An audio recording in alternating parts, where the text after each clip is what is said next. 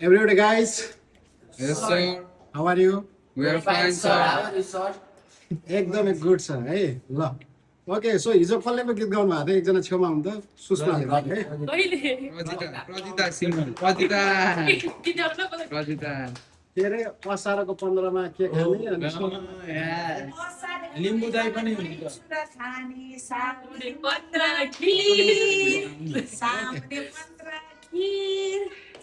So आज चाहिँ हाम्रो स्पेसल साउन 15 र हाम्रो प्रोफेसनल क्रिया विद्यार्थीहरूद्वारा चाहिँ आज स्पेसल अरू पनि प्र्याक्टिकलहरू भइरहेको थियो त्यसको बारेमा पछि हामी फाल्टै कुरा गरौँला र अहिले चाहिँ हामी स्पेसल साउन 15 सेलिब्रेसन गर्न आइरहेको छौँ र साउन 15 को लागि चाहिँ मैले विद्यार्थी भाइ बहिनीहरूलाई चाहिँ मैले यहाँनिर प्रेजेन्टेसन कसरी गर्न सकिन्छ कसरी यसलाई प्रेजेन्ट गर्न सकिन्छ भन्ने विषयमा म थोरै यहाँनिर डेमोन्स्ट्रेसन गर्न लागिरहेको छु सो फर्स्ट अफ अल चाहिँ म यसमा चाहिँ है यहाँ हाम्रो राइस कुकरमा चाहिँ टक्कसँगले के छ त हाम्रो यो है खिर छ यो म खिर चाहिँ म यहाँ राख्छु सो खिर एकदमै राम्रो बनाउनु भएको छ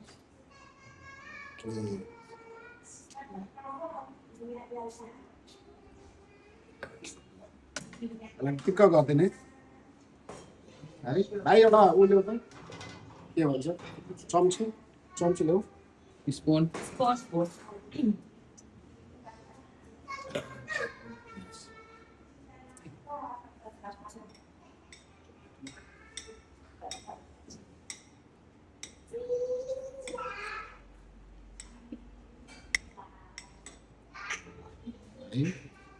अब यसमा चाहिँ हामी यो अलिकति हाम्रो यो फ्राई गरेको यो क्यारोटलाई चाहिँ हामी चट्ट माथिबाट राखिदिन्छौँ है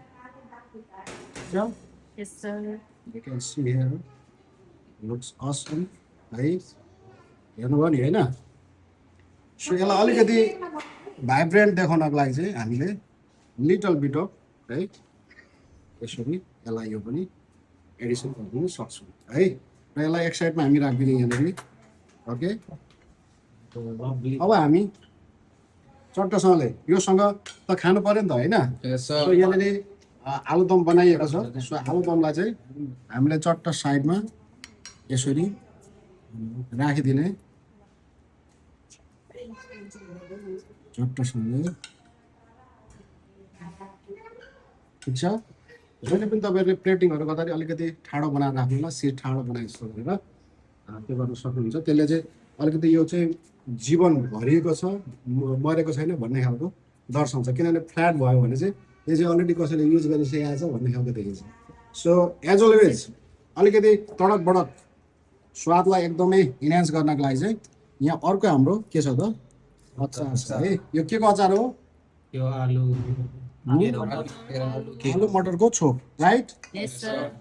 त्यसले मलाई यो जस्तै बनायो केराउ भन्नु पाइन्छ केराउ भन्छ क्या ल अब यसमा चाहिँ मैले एउटा चाहिँ पुदिनाको पत्ता टक्कसँगले राखिदिनु छु है Okay.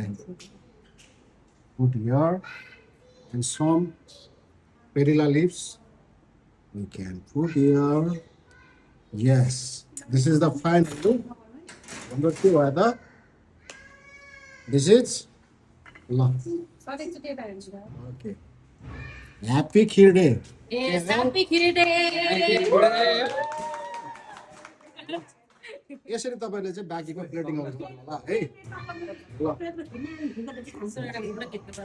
प्लिज